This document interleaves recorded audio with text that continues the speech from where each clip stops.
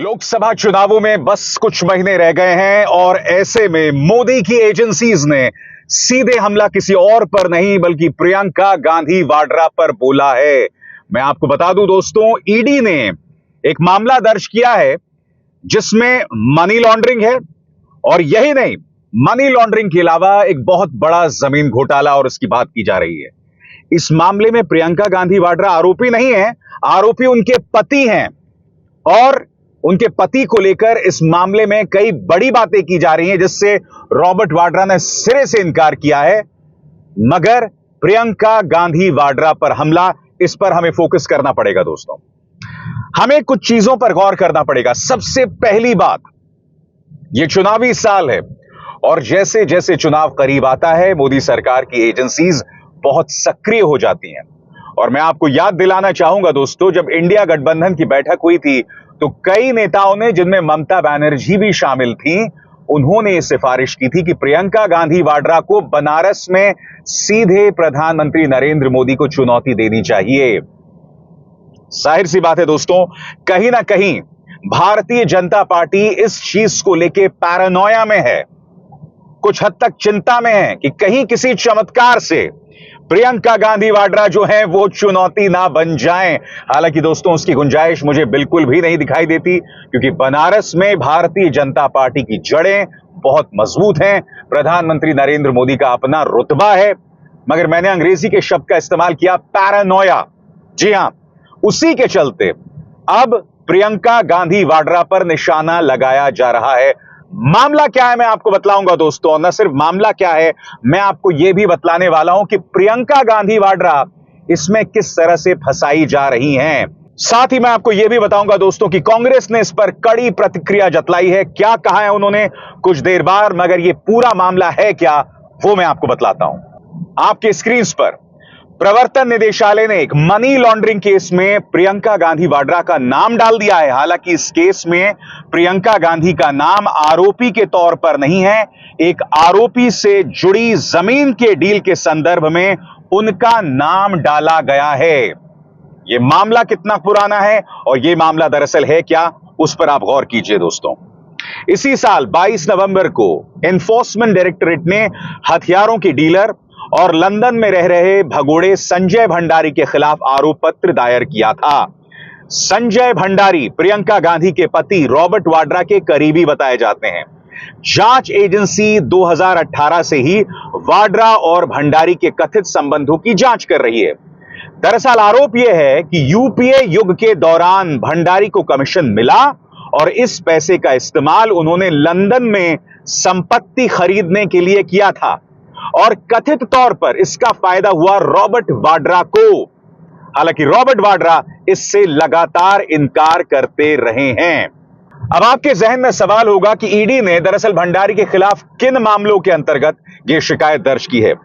ED ने भंडारी के खिलाफ अपनी जांच तब शुरू की जब आयकर विभाग ने उनके खिलाफ काला धन यानी अघोषित विदेशी आय संपत्ति और कर अधिनियम 2015 के तहत शिकायत दर्ज की थी। यानी कि पहले इनकम टैक्स और उसके बाद ईडी इसे जो है वो आगे फॉलो करती है। मगर आपके जहन में एक सवाल होगा कि आखिर प्रियंका गांधी वाड्रा इसमें कैसे फंसती हुई दिखाई दे रही हैं। तो अब आपके जहन में सवाल कि प्रियंका गांधी वाड्रा का नाम यहां पर क्यों लिया गया है। आरोपी के तौर पर नहीं है, मगर नाम आ जाने से ही भारतीय जनता पार्टी उन पर हमला बोल रही है। प्रियंका गांधी वाड्रा का नाम कैसे आया? नवंबर में दायर हुए आरोप पत्र के मुताबिक 2005 से 2008 के बीच संजय भंडारी के एक कथित करीबी सीसी थम्पी ने 486 एकड़ जमीन खरीदी। हरियाणा के फरीदाबाद के अमीरपुर में दिल्ली एनसीआर के एक real estate agent HL Pahwa के जरिए। रॉबर्ट वाड्रा ने भी 2005-2006 तक एचएल पाहवा से अमीरपुर में करीब 40 एकड़ जमीन खरीदी थी और वही जमीन दिसंबर 2010 में एचएल पाहवा को ही बेच दी थी। ऐसे ही प्रियंका गांधी वाड्रा ने भी किया। क्या किया? अप्रैल 2006 में एचएल पाहवा के जरिए इसी इलाके में 5 एकड़ कृषि जमीन खरीदी और फरवरी 2010 में वही जमीन एचएल पाहवा को बेच दी। पाहवा को कथित तौर पर भूमि अधिग्रहण के लिए नकदी मिल रही थी। ऊपरी कमाई ईडी ने आरोप लगाया है कि रॉबर्ट वाड्रा ने बिक्री का पूरा पैसा पाहवा को नहीं दिया। इस संबंध में अभी जांच जारी है। अब जाहिर सी बात है दोस्तों, कांग्रेस ने इस पर कड़ी प्रतिक्रिया जतलाई है। आपके स्क्रीन पर कांग्रेस के प्रवक्ता पवन खेरा, उनका बयान। चुनाव से पहले देखिए ये लोग और क्या क्या करते हैं। ये लोग पहली बार थोड़ा ना कर रहे हैं, जब चुनाव आता है ये इसी तरह षड्यंत्र रचते हैं और इन्हें रचने दीजिए। पवन खेरा की कड़ी प्रतिक्रिया। आज मैं आपके सामने कुछ चीजें रखना चाहता हूं। मैं आपको पहले ही बता चुका हूं दोस्तों कि प्रियंका गांधी वाड्रा का नाम यहां पर इसलिए लिया जा रहा है, हालांकि वो आरोपी नहीं है, वो उनकी पत्नी हो सकती है मगर आरोपी नहीं है। उनका नाम इसलिए लिया जा रहा है क्योंकि इंडिया गठबंधन की तरफ से यह सिफारिश है कि प्रियंका गांधी वाड्रा को बनारस में प्रधानमंत्री नरेंद्र मोदी के सामने उतरना चाहिए। अब अगर ऐसा हो जाता है तो जाहिर सी बात है भारतीय जनता पार्टी को हमला बोलने के लिए एक और मौका मिल जाएगा। उनका प्रचार तंत्र जो महज व्हाट्सएप में 18 करोड़ लोगों तक पहुंचता है, वो लोग लगातार हमला बोलेंगे। तो इसीलिए प्रियंका गांधी वाड्रा का नाम यहां पर शामिल किया गया है। हालांकि इस पूरे मामले में वो आरोपी नहीं है, मगर नाम डाल दो, उसी से काम चल जाता है। अब दूसरी बात दोस्तों, दिक्कत क्या है कि मोदी सरकार लगातार और खासकर उनकी एजेंसीज न सिर्फ विपक्ष पर निशाना साध रहे हैं, बल्कि पत्रकारों पर भी निशाना साध रहे हैं जो इनसे सवाल करते हैं। और फिर कई सालों तक वो लोग जेल में पड़े रहते हैं और फिर उन्हें रिहाई भी मिल जाती है। ऐसी कई ढेरों मिसाल हैं। याद होगा आपको, सिद्दीक कप्पन 2 साल तक आतंकवाद की धाराओं में जेल में बंद थे, रिहा हो गए, कोई सबूत नहीं। उसके बाद गौतम नवलखा जेल में बंद थे, उन्हें भी बेल मिल गई। इसी तरह से ये लोग जेल में बंद कर देते हैं, कोई सबूत नहीं होते हैं। अदालत भी ढिलाई बरतती है, कायदे से अदालत को सख्त रवैया अपनाना चाहिए, मगर कुछ नहीं होता। अगर राजनीति की बात करें तो 2 मामले आपके सामने हैं, संजय सिंह और मनीष सिसोदिया। मनीष सिसोदिया के मामले में तो सुप्रीम कोर्ट ने यह तक कह दिया था कि भाई आपके पास जो केस है वो 2 मिनट अदालत में नहीं टिकेगा। ये तो सुप्रीम कोर्ट के शब्द थे, मगर फिर भी उनकी बेल रिजेक्ट हो गई। संजय सिंह क्यों जेल में हैं और उनकी बेल की अर्जी लगातार खारिज हो रही है, कोई नहीं जानता।